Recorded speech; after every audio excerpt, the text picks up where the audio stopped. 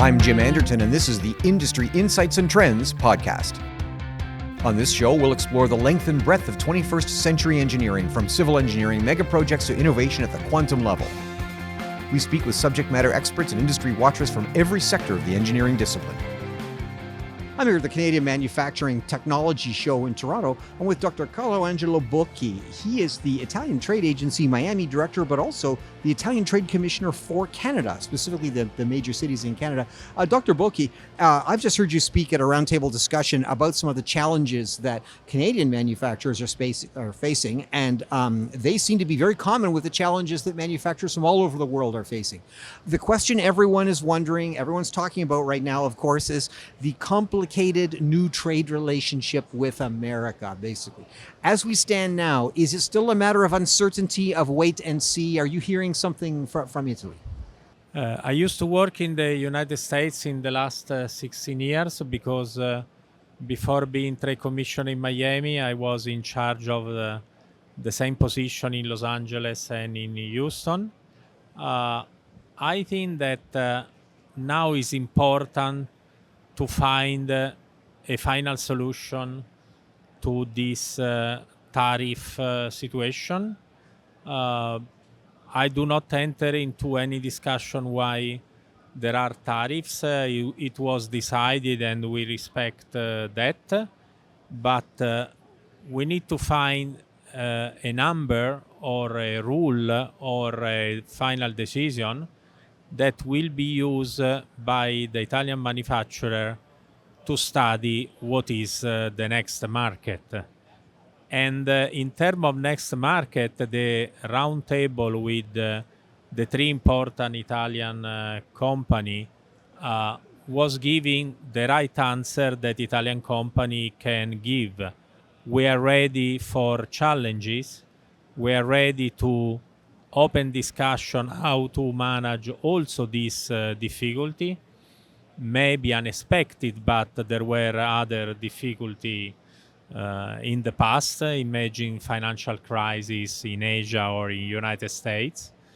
And we are capable, after that we know exactly how it's going to end, to adjust our strategy in the Canadian market, even more, allow me to say, with the relevance that in the past the Canada didn't have, because talking about me being posted here, I have received a lot of point of view that Canada, that is a great country, relevant for Italian product, almost 4 billion of machinery sold, is becoming even more important for a kind of reverse reshoring, like in the past happened with the NAFTA, where Italians were opening subsidiary in Illinois, Georgia, Texas, California, based on the specialization,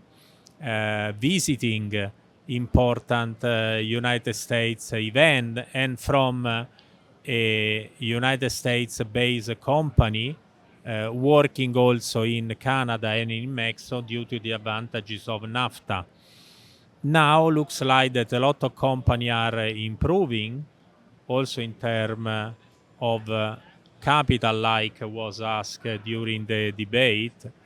And this is creating a double positive effect that Canada will be more important to base and to establish strategies.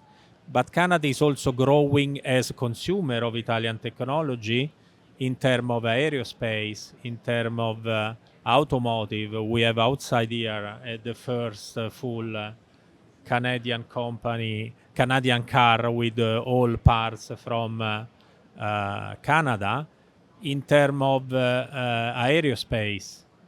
And it's all very promising in a way. We need time to understand what is the final solution that will be managed. But the reputation of the Italian is to solve a problem among crises. We always rebuilt the market as the phoenix, and we are not worried too much. Of course, we are worried, but not too much, because the customization of the Italian company is a point of strength of the manager. You see, the three speakers are not Italian, but they talk like any other Italian could talk in front of difficulties. Now, some economists feel that if things continue as they're going now, there may be a retrenchment, and there'll be little islands of domestic manufacturing with every country sort of reshoring. However, the technologies that facilitate manufacturing, the machinery, the equipment, of course, in many ways, this cannot be reshored. It is a global market, and many nations specialize in specific kinds of equipment which are not available locally. Italy is unusual in that the Italian nation produces manufacturing equipment for an incredible range of industries: glass, ceramics, auto parts, metalworking, foundry, packaging, pharmaceutical. I mean, it goes on and on and on.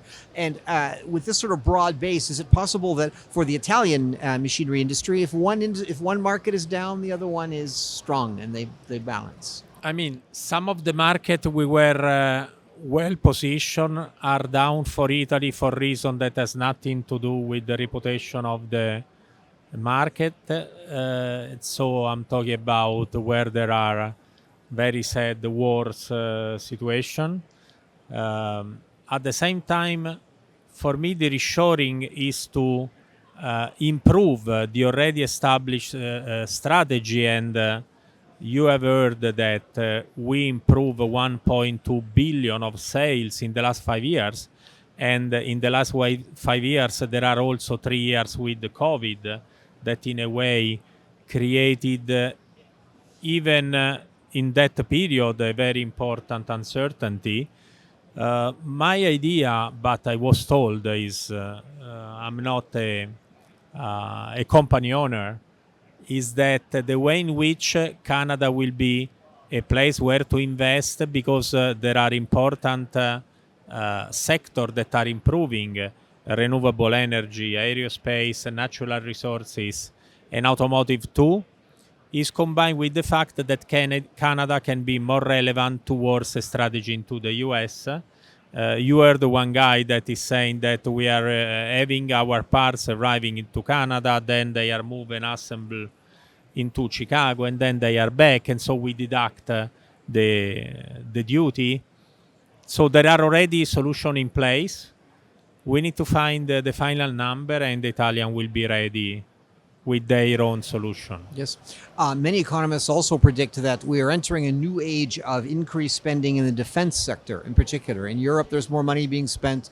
It is definitely a priority with the American administration. Even in Canada, I understand the government has announced an increase in spending. Is it possible that this sector could be a growth area regardless of the tariff? In some part of defense, Italian are already well represented. Talking about Navy and Air Force. When I was in Los Angeles 12 years ago, I had the first big delegation of Italian aerospace. And that time, we were doing agreement with Boeing Satellite in Los Angeles. And in that occasion, I was already showing that the fuselage of Boeing F-35 was built in Grottaglie, Taranto, and nobody knew. So the Italian parts are already in the defense industry of all over the world, measuring machines, machinery that are able to work special materials like titanium composite. Of course, I'm talking about aerospace and Navy and Air Force too. In a way, defense is improving for many reasons connected to the consumption of defense stuff. And I think that some of the defense industry is buying also to prevent instead of using in war around. So we are ready also for that. Yes. and defense, many small and large things, the very large aspects of engineering. For example, shipbuilding. There was a time, I remember 20 years ago, 25 years ago, the prediction was that there will be no shipbuilding in Europe. All will go to Asia. Yet I was recently on a cruise ship, which was rather well assembled, lovely welds, Fincantieri. Yeah, cheap is a story very complicated to tell. I don't know if you have 6 hours we can talk about that, but I think that there are a lot of correction in this market because when I was in China after Japan, in that moment there were single buyer within the list of who was buying from China in terms of technology, and one of these buyer was buying more than all Italy as well. So this is different now. There are other players that are competing in terms of technology advance. I'm talking about India, but also in Southeast. And I expect that the situation is more in a leverage point of view, instead of just one country keeping all the advantage, because this kind of strategic production cannot be just coming from one side. Doctor, you have a unique perspective. You've been posted in Asia. You mentioned China, Japan, United States, Canada, China, exactly. So you have a very interesting global perspective. Is there a difference, do you feel, in the engineering, the manufacturing, or the trade culture between these different countries? Because we used to say in the automotive industry, a piston is a piston. Wherever you go in the world. When I was in Japan and in China, I learned a lot about Asian engineer. They are very precise, eager to learn, and when they were learning, I don't want to say that they were better than the original, but they were becoming high qualified. At the same time, they don't come like we are a country of poet, saints, navigator, architect, and inventors. And the fact that you have heard from the 3 distinguished guests that still there are original founder in the company makes you think that we built SMEs becoming medium enterprise, and some cases player among the most important in the world, always keeping attention to the fact that the original founder was not a multinational or a financial group, but was a guy that was doing that maybe in a smaller scale. So the advantage of the Italian engineer is that they can invent some different approach to the same product because they grew up with the product. They do not reach a mass market with the product that they learn without inventing. And this is why the Italians are different. You mentioned the Italian are different. There was also a prediction at the beginning of the EU, before that the globe will sort of even and homogenize, will melt in a giant pot, and that the individual national cultures will be different. And yet I know an Italian car when I see one on the street. I can tell a pair of shoes made in Italy or a man's suit. Is there something about the Italian culture that from an engineering perspective makes it unique even within a unified Europe? In Europe, after that we started the common market, and so when it was called MEC, still I was a student, the spreading of knowledge is with a continuous assimilation. Before there were really big differences between among countries. There are still differences in soccer, for instance.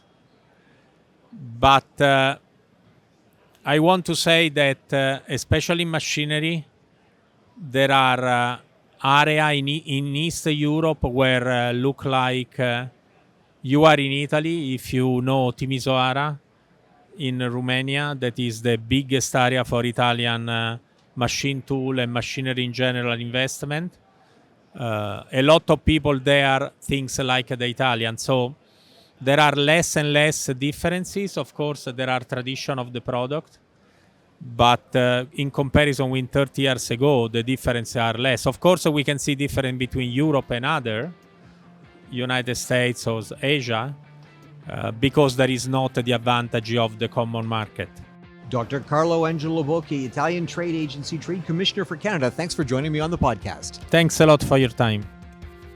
That's it for today's Industry Insights and Trends podcast, brought to you by engineering.com. If you like this program and want to keep pace with the latest innovations in engineering, subscribe to our newsletters such as Design Weekly, 3D Printing, Aerospace and Defense, Digital Transformation, Simulation, or a weekly roundup at engineering.com/subscribe. For our deeper engineering series, visit engineering.com TV for exclusive shows like Designing the Future, Manufacturing the Future, and the Engineering Roundtable, found exclusively on engineering.com TV. Thanks for tuning in.